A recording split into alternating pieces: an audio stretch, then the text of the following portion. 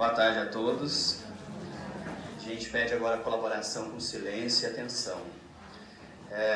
Esse ano, sempre antes dos trabalhos, a gente traz alguma reflexão, algum ensino que possa nos ajudar a pensar, a refletir sobre a vida e até mesmo para nos colocarmos em harmonia com o trabalho espiritual que em breve vai acontecer.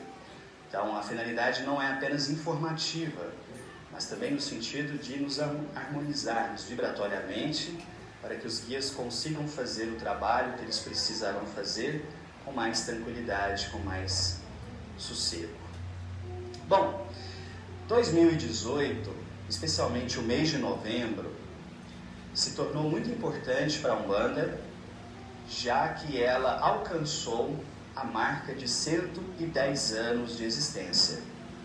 A incorporação de entidades é muito antiga, a incorporação de pretos velhos é muito antiga, a incorporação de caboclos também é muito antiga, mas de uma forma organizada, estruturada, com sentido, com direção e forma, é uma coisa muito recente e que surge em 1908.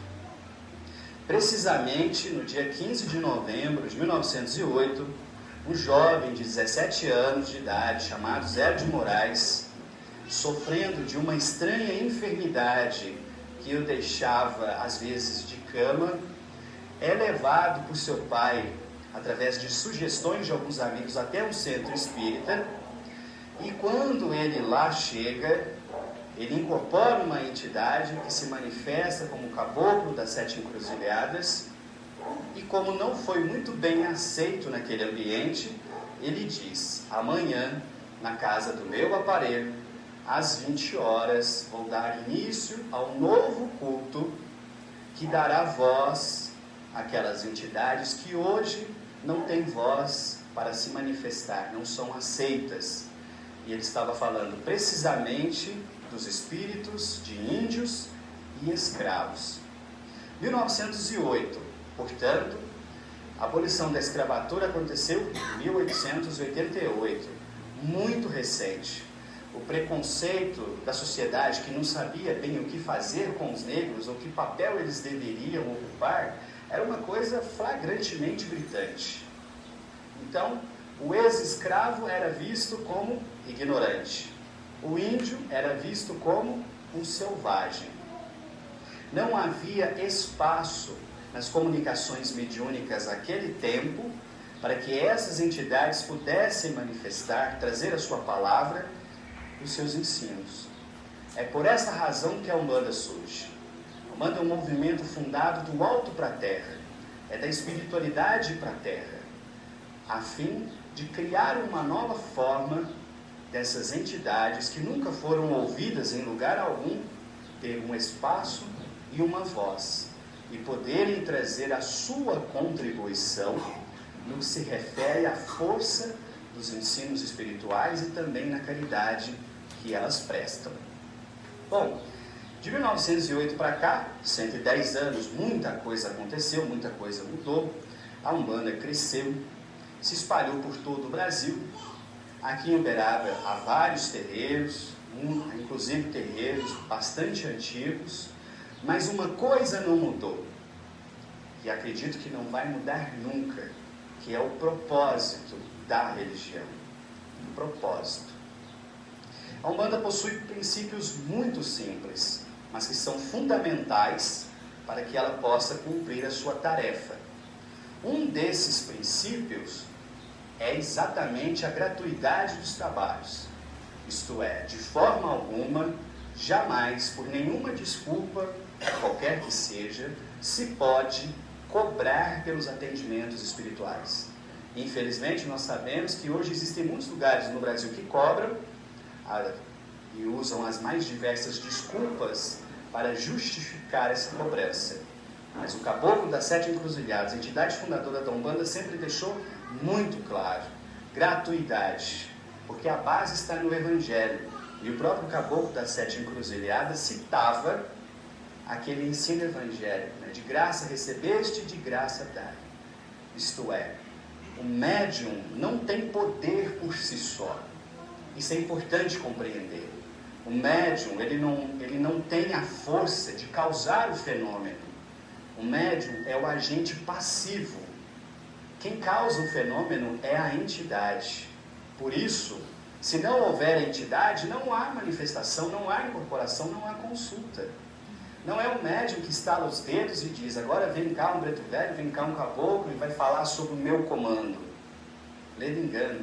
São as entidades que agem através do médium para que o fenômeno ocorra. Então, em última instância, o que o médium está fazendo nada mais é do que ceder o seu corpo para que uma inteligência desencarnada possa se manifestar. A verdadeira autora dos trabalhos espirituais são as entidades, não somos nós. Para efeito comparativo, a gente pode imaginar uma televisão.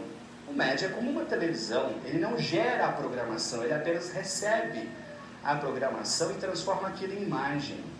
O papel do médium é exatamente esse, receber a influência da entidade comunicante e de alguma forma traduzi-la para o consulente. Ele não gera, ele não cria, ele apenas recebe e transmite.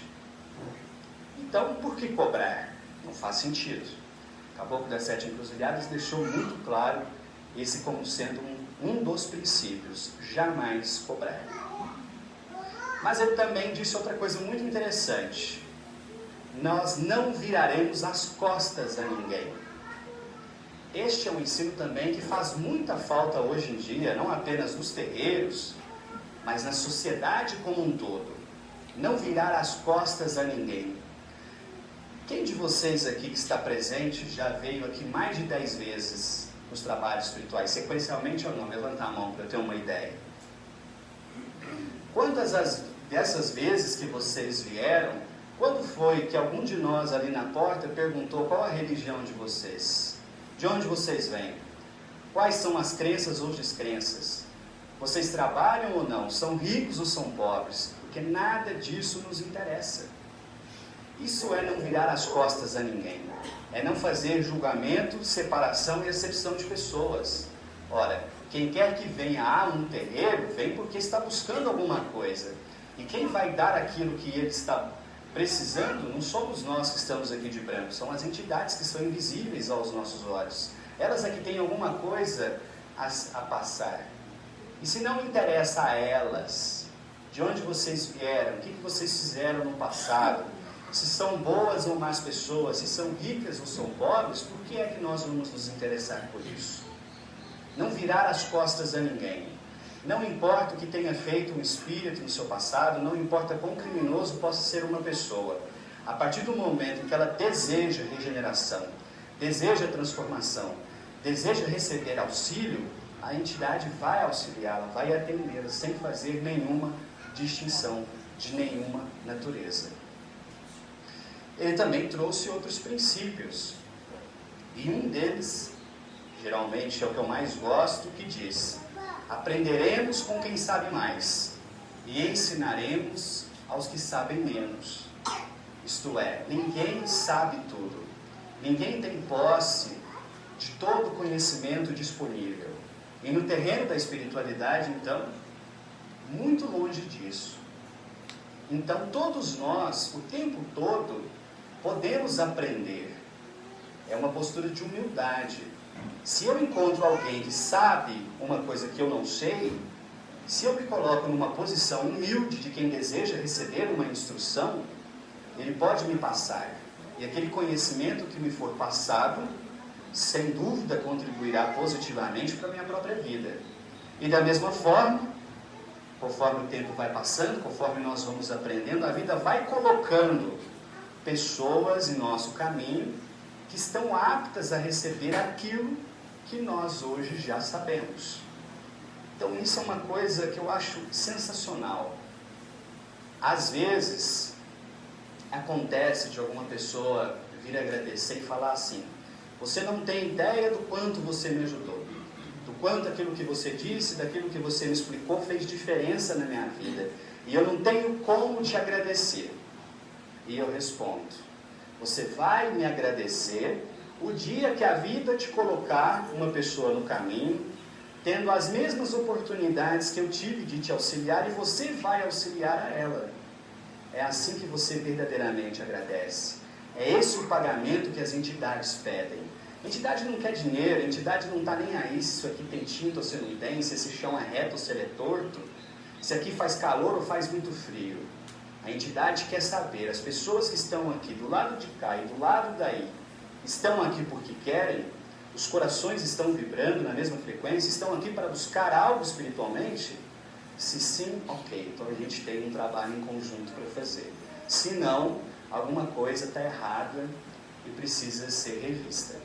Às vezes a pessoa vem, a entidade começa a fazer um tratamento de saúde, por exemplo, como eu mesmo já fui beneficiado, em determinado momento surge a cura e a pessoa fica grata à entidade. Como é que ela vai fazer? Ela vai pagar com dinheiro? Não. A entidade diz, segue e a seu tempo, como você puder, quando puder, faça o bem a alguém. Essa é a corrente do bem que vai se espalhando na Terra gradativamente e se perdendo às nossas vistas. Então, esses são valores, como eu disse, simples, que fazem parte da base da religião e que foram fundamentais para que ela chegasse até aqui, nos mostrando que cabe aos médiuns e trabalhadores da Umbanda viver para e não viver de. Infelizmente, como eu disse, existem alguns lugares no Brasil que estão invertendo essa ordem, onde ao invés da pessoa trabalhar em favor da Umbanda, essas pessoas desejam que a Umbanda trabalhe em favor delas, inclusive a nível financeiro. É de se lamentar, mas não foram essas as instruções que o Caboclo das Sete Encruzilhadas nos deixou. Eu já contei isso aqui em algum momento, mas vou repetir. Quando eu comecei na religião, Preto Velho, Pai Cipriano, me disse que a Umbanda tinha uma coisa especial para ensinar a cada um de nós. E eu imaginei que eu fosse aprender os grandes mistérios do universo, porque sempre fui muito curioso. E ele disse, não, a Umbanda vai te ensinar a sorrir mais. E na época aquilo parecia um balde de água fria, né? Porque eu tinha uma fila de interesses tão gigante que o que eu menos queria naquele momento era aprender a sorrir. Mas ele disse, a Umbanda vai te ensinar a sorrir. Como para outra, a Umbanda vai ensinar a perdoar. Enquanto para outro, vai ensinar a ter mais paciência. Enquanto para outro, vai ensinar a olhar com melhores olhos, por exemplo, os vizinhos, as pessoas complicadas que a vida às vezes traz para a gente. Então a Umbanda é uma religião simples, feita por pessoas simples, que possui valores morais muito simples, mas que são fundamentais para que a gente consiga fazer um bom trabalho de caridade e levar o auxílio, aliás, receber primeiro o auxílio, os médiuns são sempre os primeiros a serem beneficiados, e em seguida levar isso às outras pessoas. Eu acredito que nos últimos tempos, a Umbanda tem passado por um processo de crescimento. Embora haja ainda muito preconceito, muita intolerância, muita violência lá fora em relação aos membros da Umbanda, eu acredito que ainda assim a religião tem crescido em número de adeptos. E não só em número, mas tem crescido também em qualidade. E a gente observa ela surgindo em todos os cantos. Contato de pessoas do norte, do sul, do centro-oeste, enfim. Tudo quanto é canto, começam a surgir novas casas. Então, ela tem crescido. Mas no passado, era muito diferente. No passado, era muito difícil.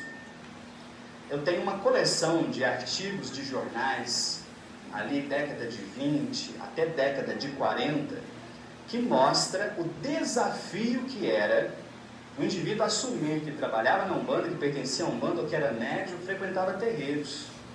A ponto, por exemplo, de perder serviço. Alguém chegava lá e falava, fulano é da Umbanda. Ah é? Então boa. E às vezes sofrendo, inclusive, dificuldade para conseguir um novo serviço e para trazer comida para dentro de casa. Muitas pessoas, talvez vocês tenham essa curiosidade, às vezes perguntam assim, por que no começo da Umbanda era tão comum os médiuns inconscientes e por que hoje já não tem tanto?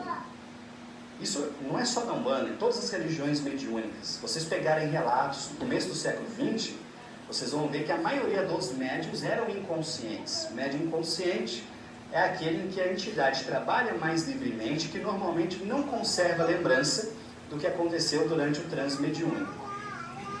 E aí muita gente pergunta, por que no passado os médiuns eram inconscientes e hoje não?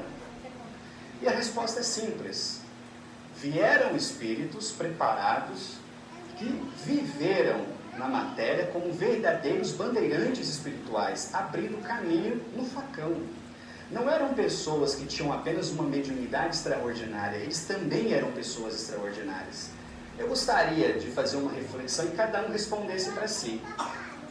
Vocês que estão daí e nós que estamos daqui, se tivéssemos um emprego ameaçado por estar no terreiro, continuaríamos ou desistiríamos?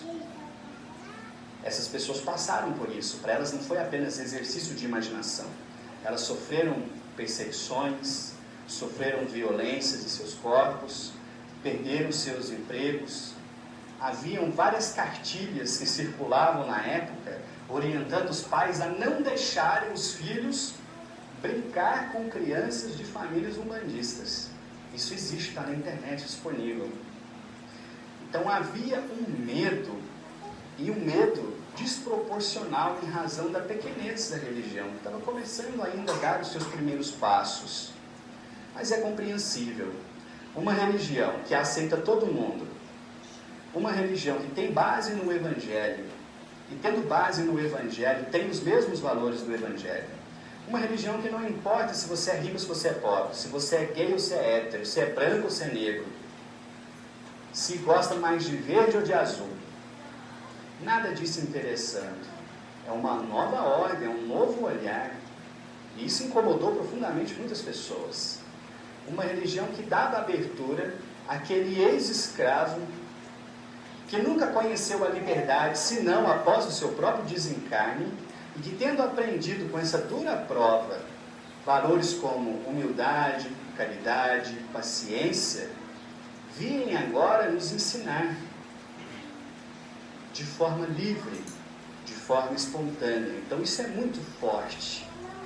E se ainda não fosse assim, vocês não estariam aqui. A casa estaria vazia, todos os terreiros estariam vazios. Então, resumindo, a Umbanda tem uma coisa para ensinar a cada um de vocês, mas cada um vai aprender a lição que precisa, a lição que é própria. Às vezes, já vi quando cambonava, passar uma pessoa e está conversando com um preto velho, um caboclo, e a pessoa falar assim: minha mãe precisava tanto ouvir isso, meu pai precisava ouvir isso, meu tio precisava ouvir isso. Quem precisava é você. É por isso que foi dito a você. Se precisasse ser dito a um parente seu, seria dito a ele. Isto quer dizer o quê? Que nós, normalmente, temos muita dificuldade em aceitar o que é a lição que a Umbanda quer nos oferecer. Nossa, achei lindo o que o caboclo falou para mim, sirve tanto para o meu pai. Então você não aprendeu direito. Entrou numa orelha, mas saiu na outra. O aprendizado é para você, é para mim, é para quem está perto. Às vezes, vejo médiuns que falam assim: nossa, meu guia fala coisas tão bonitas. Bem, os primeiros ouvidos que escutam são os seus. Então a responsabilidade maior é sua. Depois o outro vai escutar, e o outro vai reproduzir, e o outro vai passar para frente. Ainda hoje à tarde eu brinquei, algumas pessoas falam assim: nossa, porque eu tenho um preto velho que é muito forte. Meu caboclo, então, parece um estouro. O Exu, quando chega, é igual um terremoto. Legal. E você, como médium? Você é um estouro? Você é um terremoto? Ou você é um fraco? Que adianta ter guias fortes se o médium for fraco? Fraco no sentido de não ter força moral suficiente para cumprir a sua tarefa. As entidades não estão nem aí para os nossos elogios e bajulações. Frequentemente dizer que um guia é forte ou fraco, que ele é bom, ou que ele é isso, que ele é aquilo, para ele não muda nada, porque ele está muito ciente da verdade dele. O que ele quer saber é: e meu aparelho? Está seguindo? Está aprendendo? Está crescendo? Isso é o mais importante. Por isso, quando a Umbanda vier trazer lições a nós, e nós todos recebemos essas lições o tempo todo, Não vamos pensar que essas lições seriam excelentes para o outro, mas que seriam fundamentalmente importantes para nós. Na Umbanda não há espaço para aquela categoria não praticante.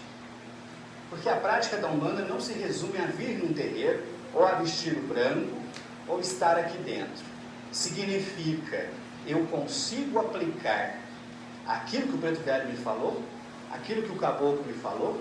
Quando a entidade me diz, filho, para você ser feliz, você precisa perdoar. Aquilo entrou por um ouvido e saiu por outro? Ou eu estou me esforçando para colocar em prática, embora as minhas dificuldades, aquele ensino que eu recebi? Isto é praticar. Então, na Umbanda não há espaço para não praticante. Aliás, é uma coisa que eu nunca entendi, né? Eu sou isso, não praticante. Então, é como se fosse um enfeite, um título. Não. A força da religião, sempre, seja ela qual for, reside no quanto ela consegue fazer com que seus adeptos a pratiquem, a coloquem em movimento. Por isso que vai passando o tempo, às vezes o médium sente uma pressão muito grande. Porque uma coisa é você vir tomar um passo uma hora ou outra, escuta falar de caridade, de amor, e depois esquece isso, só daqui um mês volta de novo. Mas o médium está escutando aquilo o tempo todo. Quando o médium vai errar, vem na lembrança dele aquilo que talvez na gira passada o Preto Velho dele falou para alguém, aquilo que no mês passado o caboclo dele falou para outro. Isso é um chamado da espiritualidade para transformação. Tem muita gente que fala assim, nossa, eu gosto muito de terreiro porque eu acho bonito o atabaque, as entidades rodarem, e faz isso e faz aquilo. Ok, isso é realmente bonito, mas isso é a casca da casca. É o que menos importa no terreiro. E quem está fixo nisso, está deixando de perceber toda uma gama de conteúdos que tem por trás, que tem por baixo, e que são um móvel, a razão básica de nós estarmos aqui. Do meu ponto de vista, a Umbanda completa 110 anos muito bem, apesar dos pesares, apesar daqueles que não honram os ensinos recebidos, apesar daqueles que a pervertem, daqueles que a comercializam, mas ela está indo bem. E o que ela vai ser daqui a outros 110 anos depende fundamentalmente de como nós vamos conduzir a partir do hoje. Não apenas nós, que eu digo, nós que estamos de branco, ou que estamos aqui, ou os médicos que trabalham em tudo quanto é terreiro. É de todos, são vocês também. Cada um de vocês que recebeu uma palavra amiga, que recebeu um ensino, que recebeu uma orientação, ou mesmo uma cura, tem uma obrigação moral de levar isso adiante, seja como um testemunho, seja como um facilitador. Rapidinho para encerrar. Quando eu comecei a frequentar os terreiros, eu venho do Espiritismo, e nunca tinha me interessado muito pela Umbanda, mas quando eu comecei a frequentar terreiros, eu fiquei surpreso com a quantidade de amigos e conhecidos meus que também frequentavam terreiros e que nunca haviam me dito que também frequentavam. E eu perguntei, por que você nunca me disse que você vai? E todos eles respondiam a mesma coisa, eu não sabia como que você ia reagir. Então não nos acovardamos. Não estou pedindo para ninguém colocar o branco e sair gritando orixá no meio da rua, não é isso. Mas surgindo a oportunidade, não omitam a fé de vocês, não se escondam. Porque se a gente não levar isso adiante, se a gente não mostrar os benefícios que a religião tem trazido para a gente, então o que a gente está fazendo aqui? Então, que nós possamos refletir nesse sentido, pedindo sempre a Deus, aos orixás, aos guias, que nos ilumine o coração e o pensamento, para que cada nova lição que a Umbanda nos oferecer, a gente possa estar aberto a compreender em seu real sentido. Que assim seja.